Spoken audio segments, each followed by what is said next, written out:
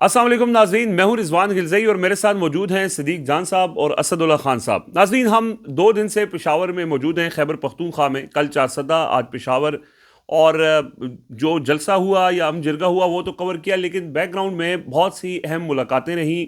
खैबर पख्तूनख्वा में जो नई हुकूमत आई है, वज़ीर आला सुहेल आफरीदी या इस हुकूमत के अंदर जो की स्टेक होल्डर्स हैं, उन सारे लोगों से जो गुफ्तगू हुई है उसका निचोड़ इस वीडियो में सामने रखेंगे। और जो सवाल लोगों के जहनों में है कि क्या सूरत हाल बनेगी, क्योंकि इमरान खान की रिहाई एक इम्पॉर्टेंट मामला है और दूसरा अमन के क़याम का मामला है। दोनों में सूबाई हुकूमत के मौक़िफ़ में और वफाक के मौक़िफ़ में एक वाज़ेह तज़ाद है। इस तज़ाद को किस तरह से हल की तरफ ये जाएगा? क्या मुफ़ाहमत होगी, मुफ़ाहमत का कोई रास्ता निकलेगा, या तसादम होगा, टकराव होगा?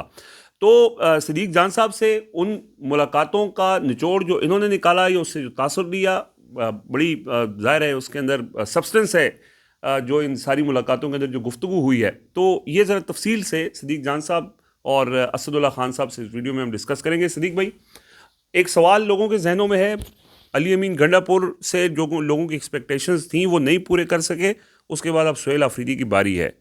जो रास्ता अली अमीन गंडापुर ने इख्तियार किया वो मुफाहमत का था, नहीं कामयाब हो सके। जो रास्ता एक्सपेक्टेड है सुहेल आफरीदी से लोगों को के, और वो मज़ाहमत का रास्ता है या टकराव का रास्ता है। इस सारी गुफ्तगू में आपको क्या लगता है कि कौन सा रास्ता वो इख्तियार करने जा रहे हैं? बहुत शुक्रिया रिजवान भाई। जैसे आपने कहा, बिल्कुल ठीक कहा कि हमारी जितनी यहाँ पे मुलाकातें हो रही हैं उनमें से हमारी मोस्टली जो मुलाकातें हैं वो ऑफ द रिकॉर्ड हैं। ज़ाहिर है जो लोग इस वक्त चीज़ों को देख रहे हैं, जिन चीज़ों में इन्वॉल्व हैं, तो वो ऑन रिकॉर्ड कुछ नहीं कहना चाहते। उसकी बहुत सारी वजूहात हैं। देखिए, पहली बात तो यह है कि इसमें मेरी जो राय है, असद साहब अपनी राय देंगे, कि मेरी ये राय है कि हालात तलखी की तरफ जा रहे हैं और तसादुम और टकराव की तरफ जा रहे हैं। उसकी वजह क्या है? सुहेल आफरीदी क्या ऐसी चीज़ें कर रहे हैं, मैंने पॉइंट्स लिखे हैं ताकि मैं इधर उधर निकल जाता हूँ तो मैंने कहा कि लिख लूँ ताकि उसको एक सीक्वेंस के साथ मैं अपने देखने वालों के सामने रख सकूँ। और दूसरा ये है कि मैं क्यों ये समझता हूँ कि ये चीज़ें जो मैं बयान करूँगा, क्यों मैं समझता हूँ कि टकराव की तरफ जा रहे हैं। इसलिए जा रहे हैं कि हमारी ना इस्टेब्लिशमेंट का एक मिजाज है। इस्टेब्लिशमेंट का मिजाज ये है कि हमारी जब इस्टेब्लिशमेंट के लोगों से पहले भी मुलाकातें होती थी ना, वो क्या कहते थे? वो कहते थे कि जो फ़ौज है ना, उसको एक उसका एक मिजाज जो है ना, या उसकी जो ट्रेनिंग है, उसमें ये चीज़ नहीं है कि आप पीछे हट जाएं, आप सरेंडर कर दें, आप शिकस्त तस्लीम कर लें। उनके पास ये ऑप्शन नहीं होता। ठीक है। और इस्टेब्लिशमेंट ये कहती है कि भाई हम ही फैसले करते हैं, हम ही फैसले करेंगे, और जिसको हम मुल्क के लिए ठीक समझेंगे तो उसको हम आने देंगे, और जिसको हम समझेंगे कि वो मुल्क के लिए ठीक नहीं है तो उसका हम रास्ता रोकेंगे। इसकी एक मिसाल, और ऐसा होता है। हाँ, इसकी मुनीर फारूक साहब ने क्या कहा था, उन्होंने हवाला दिया था कि शायद उन्होंने तो एट्रीब्यूट किया था आर्मी चीफ को, मेरे जो जहाँ तक मुझे याद पड़ता है, उन्होंने कहा था कि ये ऐसे ही है जब ये कहा जाता है कि जी 8 फरवरी को लोगों ने इतना वोट डाल दिया इमरान खान को, तो इमरान खान को हुकूमत देनी चाहिए थी। तो मुनीर फारूक साहब ने इस तरह की एक मिसाल दी थी कि अगर वालिदैन के 8 बच्चे हैं और 8 में से 6 अक्सरियत से ये फैसला करते हैं कि हमने चर्स पीनी है या हमने शराब पीनी है घर में, तो क्या बाप उनको चर्स और शराब पीने देगा? जो कि इंतहाई घटिया उनकी एक मिसाल थी। ठीक है, एक सतही थी। उनकी जहनी हालत को भी ये बताती थी ना कि उनकी जहनी हालत क्या है। लेकिन उन्होंने एक पॉलिसी बताई कि पॉलिसी ये है कि अगर यानी 8 में से 6 मेरे ख्याल को 80% बनते हैं। ठीक है, यानी अगर 80% लोग मुल्क के फैसला करते हैं कि इमरान खान को आना चाहिए, और उन्होंने इस्टेब्लिशमेंट को ये तशबीह दी बाप के साथ, और उन्होंने कहा कि वो बेहतर फैसला करेंगे मुल्क का कि किसको आना चाहिए किसको नहीं आना चाहिए। अगर वो समझते हैं कि इमरान खान ठीक नहीं है तो फिर वो नहीं आने देंगे। तो हमें कहीं भी इस्टेब्लिशमेंट यानी किसी भी सूरत में पीछे हटती हुई नज़र नहीं आ रही, और ना ही हमें बातचीत के ज़रिए मतलब नज़र आ रहा है कि इस्टेब्लिशमेंट मामले को हल करना चाहती है। इस पर भी हम आएंगे, खैर इस पर हम डिस्कशन करेंगे कि बातचीत अगर होगी, क्योंकि पीटीआई के कुछ लोग जिनसे हमारी मुलाकात हुई है वो ये समझते हैं कि अली अमीन गंडापुर साहब को जिस तरह से दबाव बढ़ाना चाहिए था उन्होंने उस तरह से दबाव बढ़ाया ही नहीं।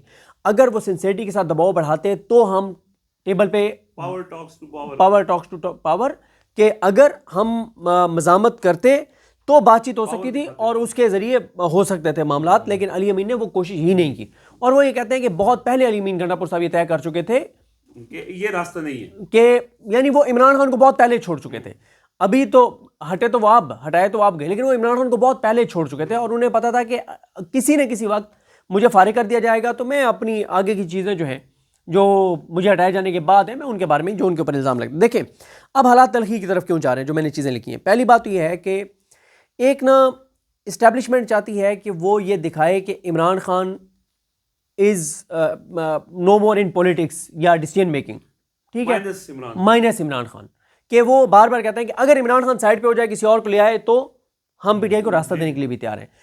पहली बात जिस पे सुहेल आफरीदी अड़ गए हैं वो ये है कि इमरान खान को माइनस नहीं करूंगा, इमरान खान को माइनस नहीं होने दूंगा। जब हमने भी, यानी ये हम उनको ऐसी बात नहीं है जिसको हम कहें कि हम ये ऑफ द रिकॉर्ड है, यानी क्योंकि ये बात ऑन द रिकॉर्ड भी वो कह चुके हैं। हमने कई बार उनसे पूछा कि भाई आपको अगर नहीं मिलने देते इमरान खान से तो आप क्या करेंगे, क्या काबीना बना देंगे? तो इस पर उन्होंने कहा कि नहीं, ठीक है, गो के उनके ऊपर इंटरनली ये दबाव अब बढ़ रहा है पार्टी के सिंसियर लोगों की तरफ से कि भाई अगर वो नहीं बनाने दे रहे तो आप subject to Imran Khan approval आप कम से कम कोई 10-12 रुकनी अनाउंस कर दें। असदुल्ला खान साहब ने एक खबर दी और वो दुरुस्त थी कि पीटीआई से ही किसी ने बताया, सुहेल आफरीदी साहब के करीबी लोगों में से, कि जब मिस्टर गौर साहब ने ये कह दिया कि जनाब अगर इमरान खान साहब से नहीं मिलने दिया जाता तो 10 टू काबीना बना दी जाएगी, तो सुहेल आफरीदी ने उनसे बुला के पूछा कि आपको किसने कहा है, ये मेरा फैसला तो नहीं है। उन्होंने कहा मेरी राय है। उन्होंने कहा राय है तो आप अपना कहें ना, ये मतलब फैसला चाहिए और बनाया जाएगा। हाँ। पहली बात यह है कि वो इमरान खान को माइनस नहीं कर रहे और ये बात बर्दाश्त नहीं है। और फिर उनके इतने सख्त अल्फाज ये कहना कि इमरान खान सिस्टम का बाप है। जिस इमरान खान के नाम पे कहा जाता है कि लकीर लगा दी गई है और उसको उसकी कबूलियत नहीं है, उस इमरान खान के बारे में सुहेल आफरीदी लफ्ज़ ये यूज़ करते हैं, वो एक सूबे के सीएम के तौर पे ये लफ्ज़ यूज़ करते हैं कि इमरान खान इस सिस्टम का बाप है। ये बहुत सख्त बात है। फिर दूसरा, इस्टेब्लिशमेंट को सबसे बड़ा मसला जो है वो पीटीआई के सोशल मीडिया से है। अच्छा, वो मैं उसको पीटीआई का सोशल मीडिया नहीं कहता, मैं पाकिस्तान के लोगों का सोशल मीडिया कहता हूँ, क्योंकि पीटीआई की इस वक्त जो है ना सोशल मीडिया के ऊपर अगर पेड लोग होंगे ना जो सोशल मीडिया को मैनेज करेंगे, वो 2 या 3 होंगे मैक्सिमम बता रहा हूँ, 2 मई के बाद वैसे डिसमेंटल हो गए। और अगर पीटीआई के ओहदेदारान की आप बात करें तो सोशल मीडिया पे वो बहुत ज़्यादा कर लेंगे, 2,000 लोग होंगे, लेकिन यहाँ तो लाखों ट्वीट्स आते हैं, लाखों। सर पाकिस्तान के लोग हैं सोशल मीडिया पे, वो पीटीआई का सोशल मीडिया नहीं, वो पाकिस्तान का सोशल मीडिया है। अब और जाहिर है उसको इस्टेब्लिशमेंट कहती है पीटीआई का सोशल मीडिया है, और हमेशा इस्टेब्लिशमेंट की तरफ से ये रहा है कि पीटीआई के सोशल मीडिया की वजह से हमारी इमरान खान से सुलह नहीं हो रही, क्योंकि पीटीआई का सोशल मीडिया ये करता है, पीटीआई का सोशल मीडिया ये करता है। और पीटीआई के सोशल मीडिया के बारे में सुहेल आफरीदी कहते हैं कि पाकिस्तान की सबसे ताकतवर और असल इस्टेब्लिशमेंट पीटीआई का सोशल मीडिया है। यानी आप बरह रास्त उन चीज़ों पे वो कर रहे हैं, उनको जिन चीज़ों पे वो कहते हैं कि इस पे तो हमने कोई कंप्रोमाइज़ नहीं करना, फिर वो ऑपरेशन की मुखालफत कर रहे हैं, जिस पे इस्टेब्लिशमेंट कहती है कि इस पे तो हम एक लफ्ज़ भी नहीं सुनेंगे, हम रौंद के रख देंगे उसको, जो हम रौंद के आगे गुजर जाएंगे ऑपरेशन के सफ़र में। जो ऑपरेशन की मुखालफत करेगा कोई ऑपरेशन नहीं रुकने वाला। और ये मुनीर फारूक और जो इस वक्त तर्जमान है वो सारे बता रहे हैं कि भाई ये नहीं रुकेगा ऑपरेशन। एक चीज़ बड़ी इंपॉर्टेंट है जिस पे मैंने कल हल्की फुल्की बात की थी, आज थोड़ी सी खुल के बात कर लेते हैं, जिस पे आज उन्होंने बात क्योंकि कर दी तो इसलिए मैं खुल के बात कर रहा हूँ, क्योंकि आज उन्होंने जिरगे में पब्लिकली बात कर दी, जिसमें सुहेल आफरीदी ने कहा कि अगर कोलैटरल डैमेज होगा तो हिसाब लेंगे और डंके की चोट पे लेंगे, ये लफ्ज़ से उनके। अच्छा, पहले मैं आपको यहाँ पे खबर दे दूँ, एक मीटिंग हुई जो मेरी इतला है, मैंने आज अपने एक सोर्स से उसकी मज़ीद तफसीलात पूछी, लेकिन मेरे सोर्स ने मुझे नहीं बताई। ज़ाहिर है ये उनका राइट है, वो जो समझते हैं कि हमें वो खबर नहीं देनी चाहिए तो उनका राइट है। तो मैंने उन्हें यह भी कहा कि आप ऑफ द रिकॉर्ड मुझे बता दें, मैं अपने तौर पे उसको मतलब वो कर लूँगा, लेकिन वो असल खबर नहीं दूंगा जो वहाँ पे डिस्कस हुआ है। लेकिन उन्होंने फिर भी मुझे खबर नहीं दी। लेकिन ये मुझे पता है कि ये मेरी खबर है कि सीएम हाउस में परसों एक इजलास हुआ है, जिस इजलास में डिस्कस हुआ था कि एक ड्रोन अटैक हुआ जिसमें 2 लोगों की शहादत हुई, सिविलियंस की, और मीटिंग हुई जिसमें मेरी इतला यह है कि सीएम का ये ख्याल था कि हमें एफआईआर दर्ज करानी चाहिए, क्योंकि इससे पहले मुराद सईद ट्वीट कर चुके हैं जब ये ड्रोन्स वाला हुआ था कि हमें कानूनी कार्रवाई करनी चाहिए। इस पे बहुत डिस्कशन हुई, मुझे 2 सिर्फ खबरें पता चली, उसमें से एक ये कि सीएम ये समझते थे कि हमें एफआईआर करवानी चाहिए, और दूसरा ये है कि जो पीटीआई की वहाँ पे लीडरशिप थी, जो बाकी जिनको वो ऑन बोर्ड लिए हुए हर मामले में, उनका ये ख्याल था कि एक बार इमरान खान से पूछ लिया जाए, क्योंकि एफआईआर का मतलब यह है कि हम ऑल आउट जा रहे हैं और फिर शायद हुकूमत ही गिर जाए हमारी, तो फिर खान साहब को ऑन बोर्ड लेने खान साहब कॉल करेंगे मैंने तुम्हें ये तो नहीं कहा था कि तुम हुकूमत ही गिरवा बैठो, ठीक है। तो एक बार इमरान खान से पूछा जाए। अच्छा, इसमें देखें ना, अब यहाँ पे मसला क्या आ रहा है, यहाँ पे मसला ये आ रहा है कि फ़ौज का ये मौक़िफ़ है कि जिस घर से हमारे ऊपर गोली आती है, हमारे जवान के ऊपर गोली आती है, हमने तो उस घर पे वापस गोली चलानी है क्योंकि हमारे जवान को गोली लग रही है उस घर से। दहशतगर्द वो घर इस्तेमाल कर रहा है और हम वहाँ पे गोली चलाएंगे। अब वो दहशतगर्द ख़वातीन की उसमें बैठा है, हिसार में बैठा है, बच्चों के उसमें बैठा है, उनको वो शील्ड के तौर पे इस्तेमाल कर रहा है, ये हमारा मसला नहीं है, ठीक है। वो कोलेटरल मतलब ये हाँ। अच्छा, लेकिन यहाँ पे भी एक और पॉइंट है, वो ये है कि अली अमीन गंडापुर साहब ने ये जो कोलेटरल डैमेज, जिन लोगों का हम कहते हैं कि 21 फैमिली मेंबर्स में से 18 लोग शहीद हो गए, अली अमीन गंडापुर साहब ने जाके 1-1 करोड़ रुपया दिया। तो DGISPR ने पेशावर में प्रेस कॉन्फ्रेंस करते हुए कहा था कि वो कोई कोलेटरल डैमेज नहीं था, हमने जिनको मारा वो दहशतगर्द ही थे। उन्होंने पब्लिकली इस बात का एतराफ़ नहीं किया, लेकिन PTI के बनाया जा रहा है, ठीक है। अच्छा, PTI के लोग ये कहते हैं कि हमारे साथ मीटिंग में इस्टेब्लिशमेंट के जो नुमाइंदे ये बात मानते हैं कि ये कोलेटरल डैमेज हुआ है, लेकिन ये इसलिए हुआ है क्योंकि दहशतगर्द बहरहाल वहाँ पे था, ठीक है। तो अगर कोई घर वाला दहशतगर्दों को सपोर्ट करेगा तो फिर हमने तो उसके ऊपर अटैक करना है। अच्छा, PTI जब हमने कबाइलियों ने कहा कोलेटरल डैमेज तो फिर होगा, हाँ, कबाइलियों से आज हमने पूछा, जब हमारी एक हुजरे में मुलाकात हुई, उन्होंने क्या कहा, उन्होंने कहा कि भाई TTP के लोग आते हैं, दरवाज़ा लॉक करते हैं और कहते हैं हमें खाना दो, अगर वो लोग खाना नहीं देते तो उनको मार देंगे। जब वो खाना खा के निकलते हैं तो सुबह उनके ऊपर अटैक हो जाता है कि आपने TTP वालों को पनाह दी है, तो वो कहते हैं हम तो फंसे हुए हैं दोनों साइड, ठीक है। अब ये जो आज उन्होंने कहा है ना कि डंके की चोट पे हिसाब होगा, अगर वो इमरान खान उन्हें कह देते हैं, अच्छा इमरान खान वो तो हम बाद में आते हैं ना कि इमरान खान कहते हैं नहीं कहते, लेकिन वो जब ये बात भी करते हैं कोलेटरल डैमेज और लोगों का खून बहाया जा रहा है और पश्तूनों का कत्लेआम हो रहा है, तो ये बात इस्टेब्लिशमेंट बिल्कुल बर्दाश्त नहीं करती। यानी ये उनके लिए रेड लाइन है, फॉल्ट लाइन है, इस पे वो कहते हैं कि जीरो टॉलरेंस है, लेकिन वो ये बात कर रहे हैं। इस्टेब्लिशमेंट इस वक्त अफगान पॉलिसी के ऊपर कोई बात सुनने को तैयार नहीं है, अफगानियों के हक में कोई बात सुनने के लिए तैयार नहीं है, अफगानिस्तान के हक में कोई बात सुनने के लिए तैयार नहीं है, लेकिन वो बार बार अफगानिस्तान के ऊपर बात कर रहे हैं कि ये गलत तरीक़ाकार है जो वफाकी पॉलिसी है। वो अवाम में वो बहुत ज़्यादा मकबूल हैं और होते जा रहे हैं, और ये भी बर्दाश्त नहीं है, ऐसा बंदा बर्दाश्त नहीं है जो अवाम में मुसलसल पॉपुलर हो रहा, अवामी मोमेंटम बना रहे हैं, ये भी बर्दाश्त नहीं है। इसको जोड़ा जाता है कि ये हालात शायद PTI तैयार कर रही है, नेपाल, बांग्लादेश, श्रीलंका उस तरह के हालात पैदा कर रही है, बना रही है, कोई चीज़ ट्रिगर कर सकती है, जिस तरह से वो कबाइलियों को जाके ऑन बोर्ड ले रहे हैं और सख्त बात कर रहे हैं, तो इसको ये समझा जाता है कि ये वही गेम कर रहे हैं जो बाकी खित्ते में हुआ है, और इसको भी बहुत के तो नाम से ही डरते हैं जो लेकिन जिस तरह के सेंटिमेंट्स वो बाहर रहे हैं लोगों के, सोहेल आफरीदी, तो वो काबिल बर्दाश्त नहीं है। फिर इसी तरह से वो कह रहे हैं कि वो इस्लामाबाद जाने की तैयारी कर रहे हैं, वो भी काबिल बर्दाश्त नहीं है। ब्यूरोक्रेसी के खिलाफ वो कहते हैं कार्रवाई करेंगे 8 फरवरी के इलेक्शन वाले, वो भी काबिल बर्दाश्त नहीं है, एक बंदा हट भी गया। अच्छा, वो मुज़ामती लोगों को आगे ला रहे हैं जो लड़ने वाले हैं, ये भी काबिल बर्दाश्त नहीं है। उन्होंने उनसे कुछ राब्ते किए गए, मुलाकातों की कोशिश की गई, उन्होंने राब्तों से इनकार किया, मुलाकातों से इनकार किया, ये भी काबिल बर्दाश्त नहीं है। वो ये जो एक नया नैरेटिव बना रहे हैं जो कि बड़ा स्ट्रॉन्ग है कि वफाक ने 3000 अरब से ज़्यादा देना है सूबे का, ये भी वो नहीं है, क्योंकि ये तो PTI को किसी ने वोट ना भी दिया हो माजी में कभी भी, वो भी कहता है कि यार हमारे सूबे के 3000 अरब है, अब दें। जिस तरह से मैंने वहाँ पे जिरगे के बाद जो वीडियो की उसमें कहा कि आप सूबे को नहीं देना चाहते ना दें, लेकिन 3000 अरब आप KPK के अंदर वफाक के ज़रिए आप खर्च करवा दें। अच्छा, फिर वो वफाक से तामुन नहीं कर रहे, ये चीज़ भी है। तो ये तो अच्छा, फिर वो जिरगों को एक्टिव कर रहे हैं, और जिरगों को एक्टिव करना बहुत खौफनाक है इन हालात में, जब वो जिरगे कह रहे हैं कि अफगानिस्तान के खिलाफ कोई कार्रवाई नहीं होनी चाहिए, अफगानिस्तान से बातचीत होनी चाहिए, मिलिट्री ऑपरेशन बंद होने चाहिए, ड्रोन अटैक नहीं होने चाहिए, और मिनरल्स के ऊपर वो एक बात कर रहे हैं, जिरगों को एक्टिव कर रहे हैं। तो ये हैं वो 14-15 पॉइंट्स जिसकी वजह से तलखी तो बढ़ रही है, और मैं तो तसादुम को नागुज़ीर देख रहा हूँ, ठीक है। अब इस तसादुम के मतलब एक तो इसमें यही है ना कि इतनी शिद्दत बढ़ जाए कि मुज़ाकरात हो जाए, मुझे वो नहीं नज़र आता।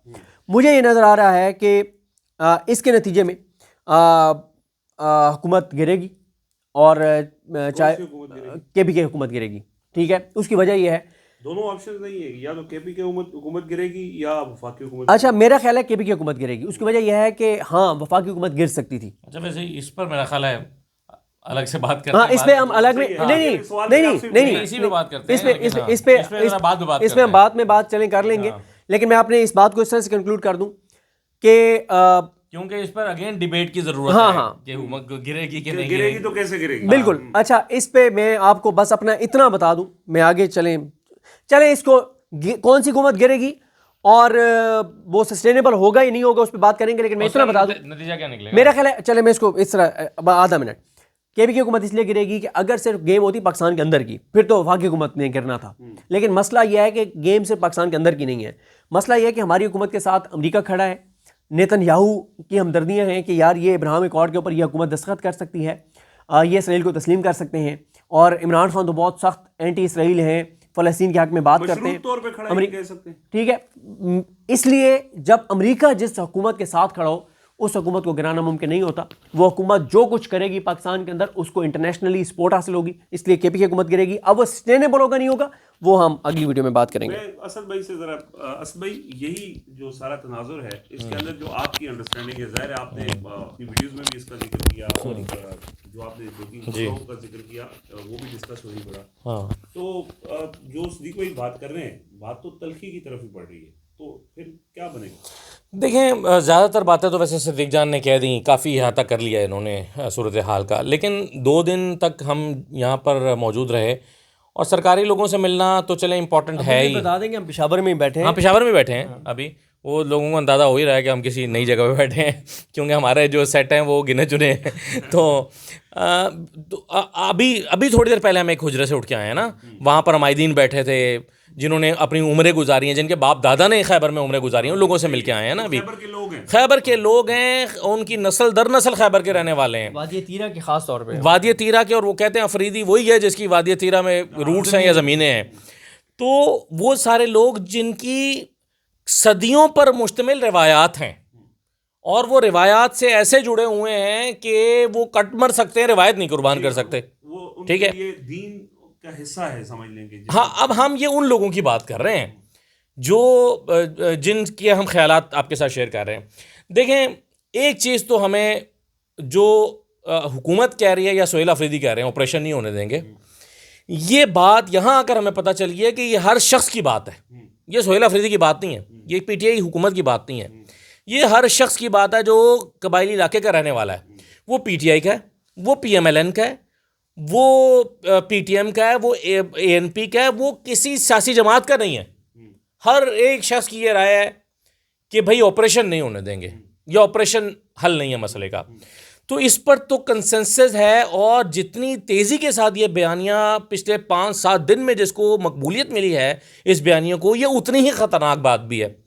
क्योंकि आज से 10 दिन पहले जब इस्टेब्लिशमेंट कह रही थी कि भाई ये कौन होते हैं कहने वाले कि ऑपरेशन नहीं होने देंगे, ऑपरेशन तो नागुज़ीर है, आज शायद 10 दिन के बाद अब ये बात कहना इस्टेब्लिशमेंट के लिए थोड़ा सा चैलेंजिंग हो जाएगा, क्योंकि इस पर पब्लिक ओपिनियन आ गया अब, और वो पब्लिक ओपिनियन अब फ्लोट कर रहा है। ठीक है, तो इसलिए मेरा ख्याल है कि ये थोड़ी सी मुश्किल सिचुएशन डेवलप हो गई है, जो जाहिर है फ़रीक़ मुखालिफ को झुंझलाहट में मुब्तला करती है। तो ऑपरेशन नहीं होने देंगे, ये बयानियाँ उभर कर सामने आया है पिछले 2-4-5 दिन में, हमने ये देखा है यहाँ पर। सवाल ले लें, एक सवाल ले लें मेरा, कि आपकी जब कबायलियों से मुलाकात हुई हमायदीन से, तो उन्होंने आपको एक सियासी इत्तेहाद के बारे में बताया। मैं उसी पर आ रहा हूँ, मैंने पॉइंट लिखा हुआ है। अच्छा, अब जैसा कि मैंने कहा कि कोई भी शख्स किसी जमात का है तो, या किसी जमात का भी नहीं है, उसकी ये ओपिनियन है। अब मेरा एक पॉइंट जो मैंने आपके साथ आपके साथ वीलॉग किया, उसमें भी मैंने कहा था कि आप जो इस्लामाबाद में बैठे लोग हैं वो प्रेस कॉन्फ्रेंस करते हैं और कहते हैं कि ये दहशतगर्दों के साथी हैं, और ये तो दहशतगर्दों की हिमायत कर रहे हैं, ये कैसे ऑपरेशन की मुखालफत कर सकते हैं। नून लीग के मसलन अता तारड़ साहब ने ये बात की, ये तलाल चौधरी ने बात की कि तुम तो दहशतगर्दी का मुकाबला करना ही नहीं चाहते, ये वज़ीर दिफा ने बात की, ख्वाजा आसिफ साहब ने। मेरी दरख्वास्त सिर्फ ये, और लोगों ने की, मेरी दरख्वास्त ये है कि यही सारे लोग खैबर पख्तूनख्वा की या खैबर एजेंसी की या कबायली अजला की अपनी जो क़यादत है, भाई कबायली एजेंसीज है ना साथ के साथ, सारी एजेंसियों के या सारे अजला के लोगों को अपने साथ बिठाएं, अपनी लीडरशिप को, हर लीडरशिप का स्ट्रक्चर है ना इनका, इनको साथ बिठाएं और यही प्रेस कॉन्फ्रेंस दोबारा कर दें, यहाँ से कर दें, वहाँ बुला के कर दें, कहीं बैठ के कर दें, यहाँ के लोग आपके मौक़िफ़ की हिमायत कर दें, तो हम मान लेंगे कि एक डिवाइडेड ओपिनियन है। पीएमएलएन के लोग, पीपल्स पार्टी के लोग, वो सारे लोग, एएनपी के लोग, मौलाना के लोग, जमात इस्लामी के लोग, सारे लोग, वो सारे लोग जो वहाँ पर बैठ के, वैसे तो खैर जमात इस्लामी और एएनपी वगैरह खुल कर से बात कर ही नहीं रहे इस तरह की बात, लेकिन ये PMLN ज़्यादा कर रही है, पीपल्स पार्टी ने भी शायद उतनी ताकत के साथ नहीं की। ये वो लोग, ये सारे लोग जो हैं जमात इस्लामी, BJUI, ये सारे लोग वही बात कर दें वहाँ पर बैठ के, ताकि पता चले डिवाइडेड ओपिनियन है। क्योंकि हमें यहाँ आकर ये लगा है कि इस पर कोई डिवीजन नहीं है, यानी ये ओपिनियन डिवाइडेड नहीं है। ये एक बहुत बड़ा सेटबैक है उन लोगों को जो ये मौक़िफ़ अपना रहे हैं कि देखें जी ये तो दहशतगर्दों के साथी हैं। ये बयानिया खैबर पख्तूनख्वा आके पता चलता है, बिलखुसूस कबायली इलाकों में या खैबर में जाके पता चलता है कि वो बयानिया जो इस्लामाबाद में बैठ के बनाया जा रहा है कि ये देखो ये अमन नहीं चाहते, यहाँ कि हमें पता चला कि हर बंदा तो मांग ही अमन रहा है, कोई दूसरी राय ही नहीं है इनकी। खैबर के लोग कह रहे हैं भाई हम अमन ही चाहते हैं, ऑपरेशन नहीं चाहते, चाहते अमन ही है। इसमें सवाल लोगों के जहन में भी ये है कि लोग कहते हैं कि हम ऑपरेशन नहीं चाहते, हम अमन चाहते हैं। तो आपने लोगों से, मैंने खुद सुना, आपने ये सवाल किए कि अगर ऑपरेशन के जरिए हल नहीं है तो हल क्या है? बिल्कुल सही, अब मैं बिल्कुल सही, आपने ज़बरदस्त पॉइंट आउट किया। लोग क्या कहते हैं? लोग कहते हैं कि भाई हमारा मुतालबा दहशतगर्दी ख़त्म करो, और अगर तुम नहीं कर सकते तो हमें मौका दो, हम कर देते हैं। अच्छा, वो कैसे कहते हैं? इतने कॉन्फिडेंस से हम कर देते हैं। वो कहते हैं नंबर एक, हम पहले क्या कर चुके हैं, और इसकी एग्जाम्पल मौजूद है। जब हमें कहा गया था हमने इनको बाहर धकेल दिया था। अच्छा, दूसरी बात वो कहते हैं कि चूंकि ये जो यहाँ के दहशतगर्द हैं, जिनको आप दहशतगर्द कहते हैं या TTP वोटेवर, ये लोग चूंकि यहीं के रहने वाले हैं, ये रिवायात से वाकिफ़ हैं, और इनको पता है कि जब हमने जरगा करके तय कर लिया कि तुम्हें धकेलना है तो ये हमारे आगे मुजामत के लिए खड़े नहीं हो सकते, और अगर खड़े होंगे, हाँ वो थोड़े लोग हैं। वो कहते हैं ये 500 भी नहीं है, खैबर में 500 बंदा भी नहीं है, हम हज़ारों की लाखों की तादाद में। वो कहते हैं अगर ये हमारे सामने खड़े होंगे, इन्हें पता है फिर जंग होगी और हम जीतेंगे, और सब असला उठाएंगे, और हम सब असला उठाएंगे। वो कहते हैं इस तरह की प्रैक्टिस हम दहशतगर्दों के खिलाफ भी कर चुके हैं, ऐसी प्रैक्टिस हम चोरी चिकारी के खिलाफ भी कर चुके हैं, हर शरपसंद के खिलाफ हम ये प्रैक्टिस कर चुके हैं, और हमें कोई डाउट नहीं है कि हम ये कर लेंगे। अच्छा, अब वो ये कहते हैं कि जी आप या तो चलें, आप करना चाहते हैं ना, आप कर दें, कोलैटरल डैमेज के जरिए नहीं होने देंगे, और अगर आप नहीं करने देते तो हमें मौका दें। अब ये कैसा बयानिया है? यानी आप एक ऐसी चीज़ है कि आप एक ऐसी ऑफर कर रहे हैं जिसे आपका फरीक मुखालिफ ठुकरा ही नहीं सकता, उसे भी अमन चाहिए ना, उससे नहीं हो रहा, 14,000 ऑपरेशन से नहीं हुआ, तो वो कहेगा ठीक है आपको 3 महीने दिया, आप करके देख लें। वो 2 महीने मांग रहे हैं। अच्छा, वो 2 महीने मांग रहे हैं, 2 से 3 महीने चलें, आप कर लें, 6 महीने कर लें, लेकिन वो 2-3 महीने कह रहे हैं। और यहाँ के लोगों की बात सुन के हमें लगता है कि वो ठीक कह रहे हैं, वो ठीक कह रहे हैं। मुझे लगता है कि अगर अता तारड़ और वज़ीर दाखिला भी यहाँ खैबर के लोगों के साथ, हमायदीन के साथ आगे बैठे तो उन्हें भी लगेगा कि यार ये ठीक कह रहे हैं। सबसे स्ट्रांग चीज़ यहाँ पर क्या है? रिवायात हैं।